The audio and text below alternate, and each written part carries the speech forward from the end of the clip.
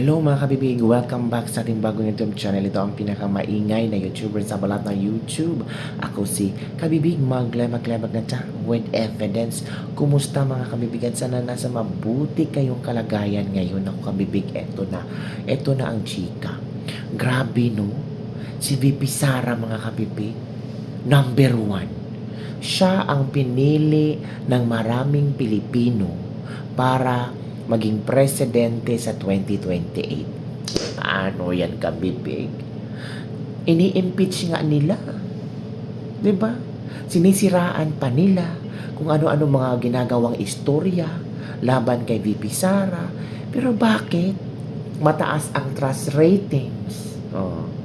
Tapos pinag-usapan pa yung mga trust ratings na yan sa impeachment na magkaiba daw yung trust rating at betrayal of trust. Ha? Trust rating ni BP Sara mataas. Tapos, yung kaso ni BP Sara na betrayal of public trust, magkaiba daw yun. Ano ba talaga ang iwan ko kabibig, oy? Pero, one thing for sure, grabe mga kabibig, between Lenny and VP Sara, kung sino ang pipiliin ng mga tao, VP Sara is number one. Ala, ang layo ng agwat ni Lenny, oy. Oo. Pero kung makadecide si VP Sara na hindi siya tatakbo sa 2028, ay baka manalo si Lenny. Pero we're not sure kasi marami pang alas ang pinipilaban.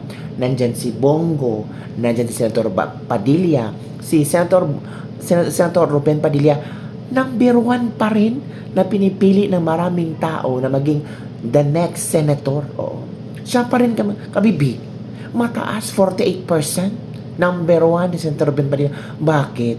Kasi tayo nakaka-relate kay Senator Ruben Padilla. Kahit sasabihin nilang pagtawanan nila si Senator Ruben Padilla kasi bobo daw, walang sense kausap.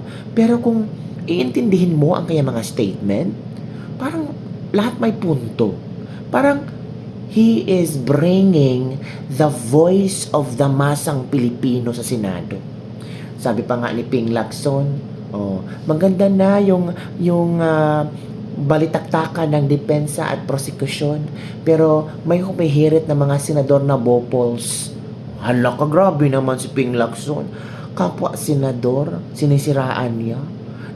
May mga mga senador na bopols. Sino kaya ang bopols, no? Well, in fact, ang nakikita nating mga senador na talagang nagtatanong sa depensa at prosecution, fair naman talaga ang pagtanong ng Senator Ben Padilla, Senator Aimee, Senator Pia, Senator Alan Cayetano. Ito lang yung majority na parang ang tatahimik nila. Hindi sila makabanat. Ito naman, si Raffy Tulfo, kung ano-ano mga sinasabi, unfair daw. Kasi yung minority, umabot sa 5 minutes. Yung majority, pinaliring ng bell. Sabi naman ni Cheese Escudero, walang minority, walang majority dito sa sa impeachment. Napaya si Tulfo. Diba? Tapos sabihin ni Ping Lacson na may bopols, may bobo daw na senador. Ay, baka yung sinasabi mong bobo na senador, yun ang minahal. Yun ang iboboto ulit ng maraming Pilipino. Mapahiya ka. Yung bopo sa senador kasama ang masang Pilipino versus Ping Lacson. Diba? Grabe si Ping kung magsalita, diba? Tapos ito kabibig ha, kung si VP Sara i-convict nila, marami pang pagpipilian kabibig. Nandiyan pa si Senator Bongo, mga kabibig. Diba? Senator Bongo. Alam mo kung ano ang sinabi ng Senator Bongo? Dinipinsahan niya si VP Sara. Bakit? Dahil sa sinasabi ni Matibag tungkol sa pagsapak ng sheriff ni VP Sara, tumayo si Bongo, nagsalita siya. Sinabi niya kung ano ang totoong nangyari kasi mahirap naman na yung pagsapak ni VP Sara lang ang ipapakita nila. Dapat alam mo what is the story behind that sapak-sapak moment. Nagsalita na nga yung sheriff na sinapak noon na ayaw kong maging witness dyan. Peaceful na ang buhay ko. Diba? Buti na lang si Senator Bongo tumayo. Ipinaglaban si VP Sara. at nagsabi ng katotohanan kung ano ang nangyari. Napahiya si Matibag kasi kung investigador ka, hindi lang yung kung ano ang nangyari ngayon, you have to know the root of the story. Kasi yung ibang investigador kasi, kung ano na nangyari ngayon, basta may kasalanan siya, may kasalanan yan. O, di ba? O, sinabi nga, alam mo, kung kilala nyo na kung sino yung kinontak ni Bibi Sara. 6 months from now, malalaman natin. Wow. Ito kabibig. Si Lenny, nasupalpal sa bagong ratings ngayon. As hindi makabawi. Si Risa Hontiveros, ewan ko, ilan ba? 0.1%? Hala? So kahit ano pang ginagawa ni Risa, hindi pa rin siya kamahal-mahal. Hindi siya kaibig-ibig. Hindi siya makamasa. Kahit nag-judge na siya ng beauty contest, kahit ano pang ginagawa niya, namimigay ng mga DSWD, ng mga ayuda, hindi pa rin siya kamahal-mahal, kaibig-ibig. Ano kaya ang kulang ni Risa? Si Tulfo, bumaba, mga kabibig ko. Si Rafi Tulfo, parang ayaw na rin ng mga tao sa kanya. Si Torre, pero konti lang ka Torre. Diba? So, kung iisipin ng admin ngayon, si Risa ang kukunin nilang pantapat kay Bibi Sara, very easy show. Very madaling eleksyon. Kasi alam naman ng tao kung sino ang mananalo, si Bibi Sara. Hawak ni Bibi Sara ang Mindanao at Visayas. Sa NCR at Balance Luzon, well, ganun naman. Hindi naman ibig sabihin si Bibi Sara talo din doon. Konti lang, mga kapipig. Kaya sabihin natin, kapipig, no? Hawak na ni Bibi Sara ang 2028. Yes, hawak niya ang beat. At kung ako ang politiko ngayon, mag-isip-isip talaga ako kung papanig ba ako kay Bibi Sara na posibleng mananalo sa 2028 at siya ang uupo, or forever akong maging BBM admin na si BBM matatapos ang kanyang termino. So paano yan ka, Bibi? Saan ka? Saan ka aanin? Sa matatapos ang termino or magsisimula pa ang kanyang termino? Pero kung isa kang politiko na may mga maraming secret sa buhay mo, mga madaming corruption, ay mag-isip-isip ka na. Magtatago ba ako or umalis sa bansa or kung ano ba ang gagawin ko? Kasi si Bibi Sara walang sinasanto yan. Lahat titingnan niya.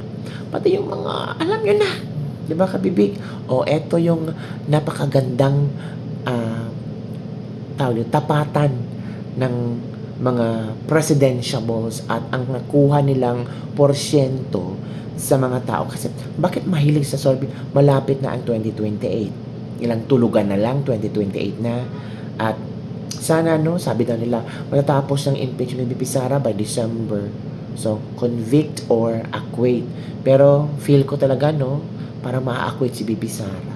Kasi yung mga ipinesenta nila mga witnesses, parang pag-upo, wala na. Parang kulang-kulang, di ba?